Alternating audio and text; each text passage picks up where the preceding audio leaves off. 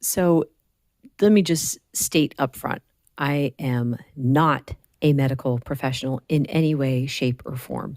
So any information I put out there is based on my own experience and what I've read and what I've learned. So please, take this video with understanding that. So the question is high cholesterol bad? Now, I'm sure a lot of people who are like in their 40s or older remember how that was such a big thing. I mean, it still is, but I mean, here's what I mean. I remember my dad being diagnosed with high cholesterol. This was, I think it was the late 80s. He wasn't even 40 yet. But I remember the one summer where he felt awful. And he was home that summer. He was trying to find a job as a teacher, and he was just miserable. And he actually spent the time trying to work on a family history book. And he ended up going to the doctor. They told him he had high cholesterol and high blood pressure, and they told him to go on a low-fat diet. So he came home, and he was all in. He was hardcore all in. And I remember, like distinctly remember that time period because he had switched from eggs to those egg beaters. He was using margarine, which he hated. Now, we also ate a lot of baked chicken during that time, which was not good at all. I mean, I'm not faulting my mom for that. She was just trying to keep it low fat to help dad. But anyway, I don't remember how long we were doing it because he did go back to the doctor, though. They rechecked his numbers, and instead of going down, his cholesterol went up. And that was the beginning of the battle for him. For the next, oh my goodness, 15 years, I guess it was, he struggled. And I mean, dad was always overweight. He always struggled to eat what he thought was right. He could not stick to it. And I suspect it was because he was like me in that you're hungry when you try to eat what they recommend. So, lower protein, higher carbs and stuff like that. You're just starving. He was the kind of person where if dinner wasn't ready on time, he would be a bit of a bear. And I think it was because, it was that idea of being hangry. He just had a hard time controlling his emotions because he was so hungry. And I know what that's like too. So moving forward then, I had always assumed that high cholesterol was a bad thing. And I always rejoiced to see that my cholesterol levels were good. It's funny though, because it's like, yeah, my cholesterol levels are good. Everything's good. My blood sugar numbers are good too. Why do I feel so awful though? I couldn't figure that one out. And I mean, my dad did pass away from a heart attack. We knew it was coming. And I mean, he knew it for a long time. As soon as he found out that, that was where he was headed, he knew and he tried to prepare us for it because his own dad had passed away at 45 of a heart attack. So my dad made it to almost 55 when he died. But anyway, so going back to the idea of high cholesterol is bad. I held on to that idea. I thought I was doing fine. And then, when I came across this diet and I started reading and learning more about cholesterol, I'm like, well, wait a minute. Every cell in your body makes and needs cholesterol. There were studies that were showing that people who were struggling with things like dementia and Alzheimer's had low cholesterol.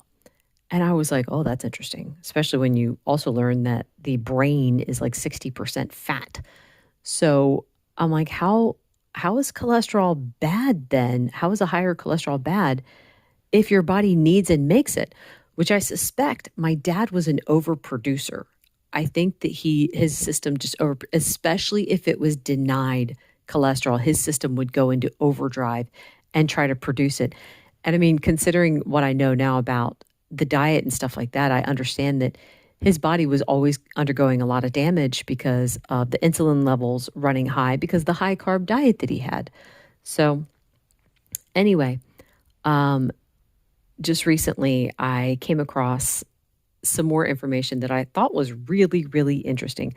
Just I wanted to do a quick search to see what is the percentage of people who have high cholesterol and are having heart attacks. And what I found was that 70% of the people that are hospitalized with a heart attack have normal or low cholesterol. You got that?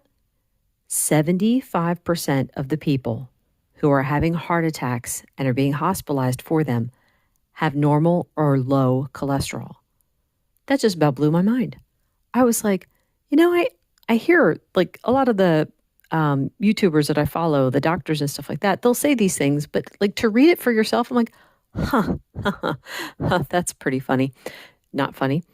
But there was something else that I came across too. And I mean, that information was put out by not only UCLA, but a whole bunch of other sources were putting that information out.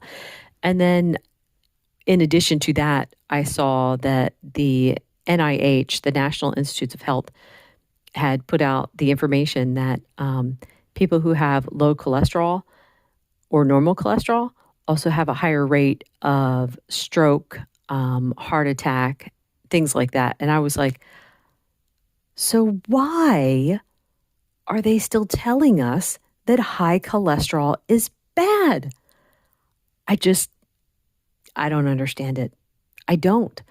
It makes me so frustrated. And I was saying recently, I think there's two groups of people who will continue with the high cholesterol is bad idea. You have the one group, and I mean, this is just my own theory. You have the one group that firmly believe this to be true. They believe it as much as they believe that the sun is going to come up tomorrow. And they will, because they believe it, they're also they're concerned, like say the doctors. I know our doctor was extremely concerned when she saw that my cholesterol went up, my mom's cholesterol went up, my daughter's cholesterol was high. She was very concerned and she wanted to get us on statins to lower that cholesterol because she thought we were setting ourselves up for heart attacks. And, I refused to take the statin. My mom did try to take a statin. She had to quit after a few days because it caused muscle pain. My daughter, she listened to the doctor. She tried a statin twice. And first time, it completely knocked her out. Like she was so tired. She was napping in the middle of the day. And that's not like her at all. Second time, her arms started to hurt. They hurt so bad. She was at work and she's messaging me. She's like, I want to cry. That's how bad my arms hurt. And we were thankfully able to just get her home. And it's like, okay, stop taking the medication. Well, now she struggles sometimes. She's got issues with her arms. And we're furious to find out that it was possibly the statin causing permanent muscle damage. So, okay, yeah, I appreciate the doctor's concern, but we're going to do more research next time before we take her advice. But anyway, my point was, there's that group of people who truly believe it, and they're worried for the sake of their patients. But then, to me, I believe there's the other group that want to keep lowering the standard because they want to make money on the medicine. I believe that this group knows better. Now, I wish that that wasn't the case. I hope that that's not the case. I hope that it's not about the money because that's just downright evil. But as a Christian, I'm going to pray that God will convict them and change their minds because He has, and He can do that. So anyway, I encourage you, if you're worried about your cholesterol levels going up, please do the research yourself. I will put the links to what I had found in the description box. Please do the research before just getting on the medication. This medication that can cause long-term damage. Why would you tell your system to lower the cholesterol when the cholesterol, it's what your body makes naturally? Why would you try to stop a self-regulating system? Anyway, thank you so much for listening. Bye-bye.